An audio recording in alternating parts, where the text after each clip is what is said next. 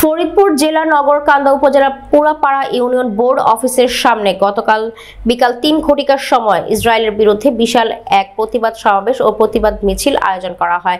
উক্ত প্রতিবাদ সমাবেশে পুরাপাড়া ইউনিয়ন ধর্মপ্রাণ মুসলিমগণ বিভিন্ন ব্যানার ও ফেস্টুন নিয়ে প্রতিবাদ সমাবেশে ও মিছিলে উপস্থিত হয়। উক্ত ইসরায়েলের বিরুদ্ধে প্রতিবাদ সমাবেশে পুরাপাড়া ইউনিয়নের বিভিন্ন মাদ্রাসা ও শিক্ষা প্রতিষ্ঠান ও গণমান্য ব্যক্তিবর্গ উপস্থিত ছিলেন। ইসরায়েলের প্রতিবাদ সমাবেশে বিভিন্ন মাদ্রাসা প্রতিষ্ঠানের বক্তব্য রাখেন। প্রতিবাদ সমাবেশের শেষে পুরাপাড়া বাজারে গুরুত্বপূর্ণ অলিগলিতে প্রতিবাদ মিছিল পদক্ষিণ করেন। এখানে বিভিন্ন বক্তারা বক্তব্যতে বলেন, ইসরায়েলের যেসব পণ্য বাংলাদেশে রপ্তানি করা হয় সকল পণ্য বয়কট করতে হবে এবং সরকারের প্রতি অনুরোধ জানান ইসরায়েলের কোনো পণ্য বাংলাদেশের রপ্তানি যাতে না করা হয়। সকল বক্তারা বক্তব্য শেষে সকলকে ধন্যবাদ দিয়ে গাজা ও ফিলিস্তিনিবাসীর জন্য দোয়া কামনা করে প্রতিবাদ ও মিছিলটি সমাপ্ত ঘোষণা করেন। আল্লাহ আমাদের কথাকে কবুল করুন, আমিন। আখিরানা আলহামদুলিল্লাহি রাব্বিল আলামিন। ইসরায়েলি সাধারণ জনগণ পর্যন্ত এই ইসরায়েলি সেনা এবং ইসরায়েল সরকারের বিরুদ্ধে তারা আন্দোলন করছে। এখন সাধারণ জনগণ, ইসরায়েলের জনগণই আন্দোলন করছে যে এটা বন্ধ করো, সে করতে হবে এবং তাদের ইসরায়েলি গাজা ফিলিস্তিনবাসীদের জন্য আমাদের পক্ষ থেকে দোয়া করতে হবে আর অর্থনৈতিক সহযোগিতা দান করছেন। আসলে সময় সংক্ষিপ্ত, পরিসরে কিছু আমি বলতে চাই যে আজ ফিলিস্তিনের মুসলমান ভাইদের উপরে যে অত্যাচার চালাইতেছে, আসলে এটা নজিরবিহীন, এমন একটা নজিরবিহীন যা ইতিহাসের পাতায় কখনো নাই। তাদের ছোট ছোট মাসুম বাচ্চাদেরকে নির্মমভাবে হত্যা করা হইতেছে। আমরা ভাবতেছি আমরা মুসলমান, আমাদের করার কিছু নাই, আমরা দূরে থাকি, আমরা কিছুই করতে পারবো না, কিন্তু আজ ফিলিস্তিনে আজ বিগত অনেক বছর ধরে মুসলমানদের উপর যে অত্যাচার করা হইতেছে, এখনো কোনো তাদের উপর থেকে তাদের কোনো রিপ্রেশন আসে নাই। তারা যখনই ফিলিস্তিনের মাসুম বাচ্চাদেরকে ঘুমার আঘাতে মাথা উড়িয়ে দেওয়া হচ্ছে, তখনই তারা রিমিকে চাদরে আড়ালে মাথা ঢুকিয়ে রেখেছে। আসলে আমরা মুসলিম জাতি আমাদের অনেক কিছু করতে পারি, যেরকম কেমন আমরা তাদের পণ্যগুলো বয়কট করে আমরা তাদেরকে শিক্ষা দিতে পারি। কেননা আমরা তাদের ছোট ছোট পণ্যগুলো, আমরা তাদের পণ্যগুলো ব্যবহার করে আজ আমরা তাদেরকে লাভবান করতেছি। আসলে আমাদের কাছে অস্ত্র নাই, কিন্তু হ্যাঁ আমাদের কাছে মূল্যবান অস্ত্র আছে, অনেক অস্ত্র আছে, আমরা ব্যবহার করতে পারি না। কারো কাছে রাইফেল আছে, সে রাইফেল চালাইতে পারে না, রাইফেল আছে ঠিকই, কিন্তু আমাদের ওরকম কোরআন আছে, হাদিস আছে, আমরা তাদের জন্য দোয়া করতে পারি এবং আমরা তাদেরকে ইসরায়েলের যে পণ্যগুলো সেই পণ্যগুলো বয়কট করতে পারি। আমাদের এই বাজার ব্যবসায়ী ভাইদেরকে লক্ষ্য করে বলতে চাই, আপনারা 1-2 টাকার জন্য 2-3 টাকা লাভের জন্য আজ তাদের পণ্যগুলো বিক্রি করে আজ তাদেরকে ক্ষতির মুখে। আল্লাহ তাআলা আমাদেরকে ফিলিস্তিনবাসীদের পক্ষে সমবেত হওয়ার জন্য সুযোগ করে দিয়েছেন, এই জন্য দিল থেকে শুকরিয়া আদায় করবেন আলহামদুলিল্লাহ। মুহতারাম, আমরা সকলে অবগত আছি অবৈধ দখলদার ইসরায়েল, যাদের কোনো মাতৃত্বের কোনো পরিচয় নাই, যাদের মাতৃত্ব কোনো ভূমি নাই, হুজুর পাক সাল্লাল্লাহু আলাইহি ওয়াসাল্লাম থেকে শুরু করে ওরা একটা বিতাড়িত জাতি, ওরা জুলুমবাজ, ফিতনাবাজ, ওদের স্থায়িত্ব কোনো ঠিকানা নেই। ওরা দখলদারিত্ব করে সারা বিশ্বের মধ্যে রাজত্ব কায়েম করতে চায়, কিন্তু এই রাজত্ব কায়েমের পিছনে আমাদের বড় একটা ভূমিকা রয়ে গেছে। আমরা যদি আজকে লেজ গুটিয়ে থাকি, বলে আমরা যদি এক মুসলিমের পাশে এখন না দাঁড়াই, তাহলে আপনি চিন্তা করতে, আর যদি না লড়ে বাঁচতে তাহলে কেউ আমরা বাঁচতে পারবো না। সময় এসেছে, সুযোগ এসেছে, আজকে পৃথিবী 2 ভাগে বিভক্ত, আর কুফর মিল্লাত ওয়াহিদা, সমস্ত কাফের শক্তি একত্রিত হয়েছে।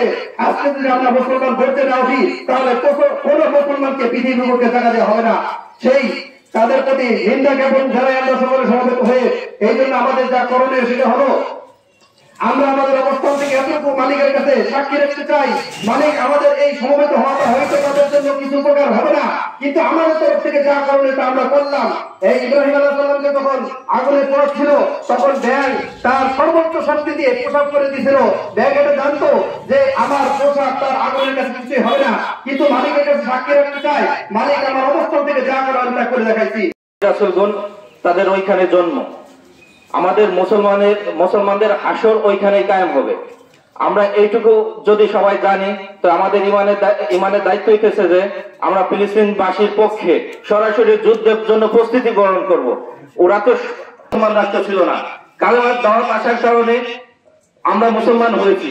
মুসলমান শুধু কালেমার দাওয়াত দিয়ে আমরা মুসলমান বানাইতে পারিনি, রাষ্ট্র কায়েম করার মাধ্যমে এই দেশে ইসলাম প্রতিষ্ঠিত হয়েছে। তো আমার উদাত্ত আহ্বান হইতেছে, আমরা যারা এই যে ফিলিস্তিনের পণ্য বয়কট, এই বয়কটের ধারাটা আমরা পরিবর্তন করব। তওবা আমরা যেভাবে তওবা করি, আসল কথা হচ্ছে তওবার উদ্দেশ্য হইতেছে আমি এই কাজ এখন আমি ছেড়ে দিলাম, ভবিষ্যৎ আর করবো না।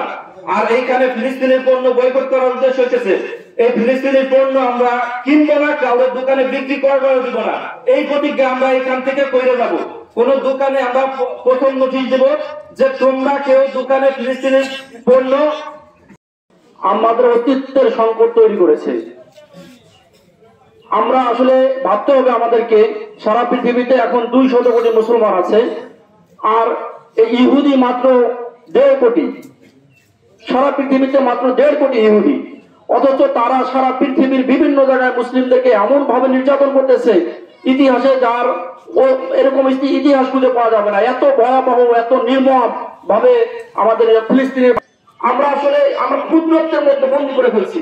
যেটা বলবো আমরা 200 কোটি মুসলমান। চিন্তা করেন, ইসরায়েলের 1969 সালে ইসরায়েলের প্রধানমন্ত্রী বলেছিলেন, যখন বাইতুল মাকদাস আগুন দেওয়া হয়, তো উনি বলছিলেন যে আমি ভাবছিলাম যে দিন আগুন দেওয়া হলো, তার পরের দিন সকালে ইসরায়েলকে পুরো মুসলিমরা একবারে চারিদিক থেকে ঘিরে পুরো ইসরায়েলের অস্তিত্ব নষ্ট করে ফেলবে।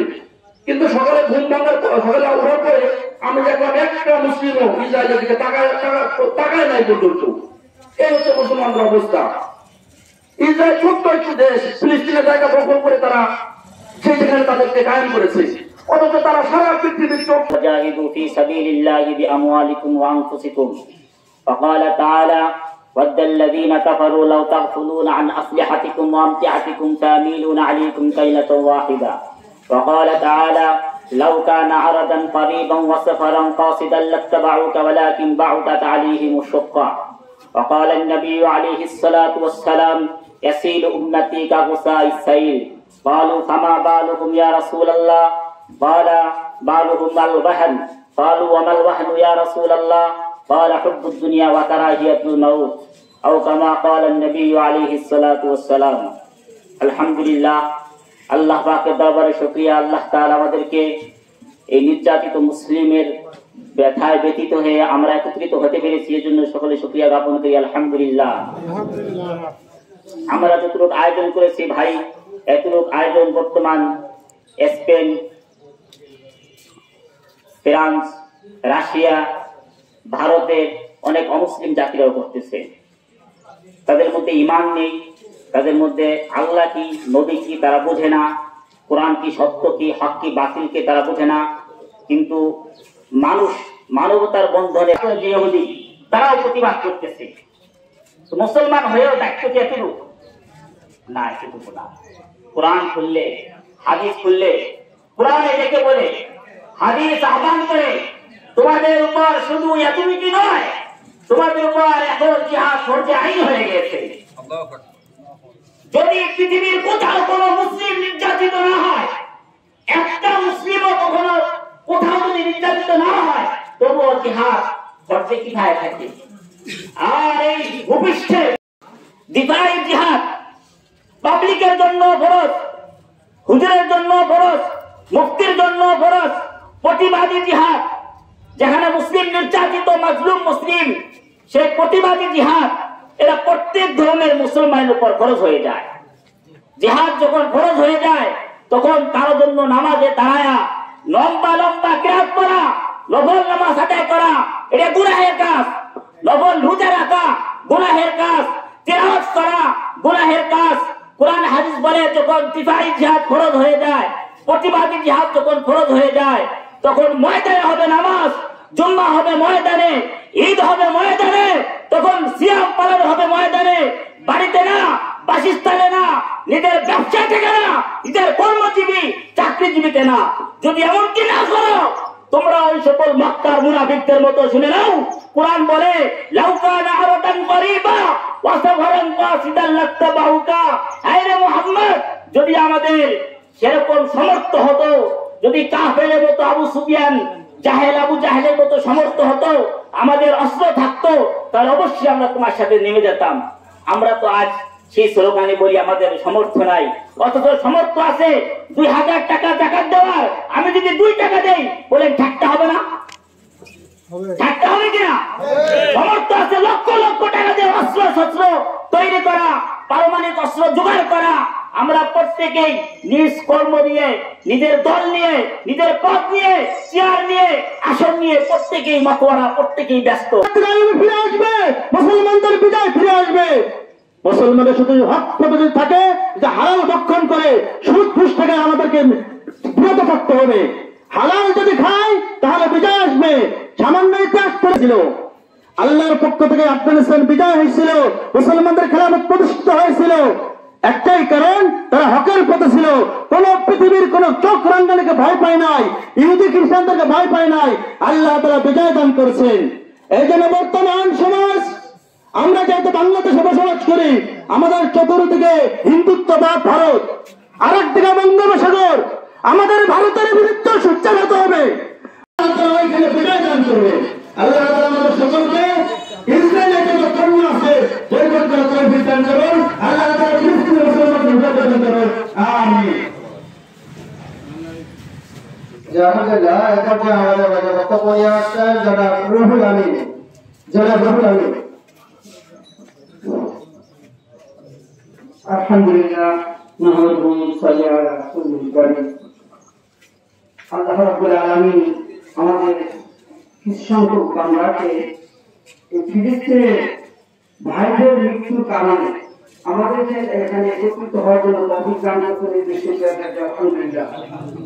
ওই ভাইরা আমাদের কত ভাগ্যবান যারা আল্লাহর সাথে যুদ্ধ করে।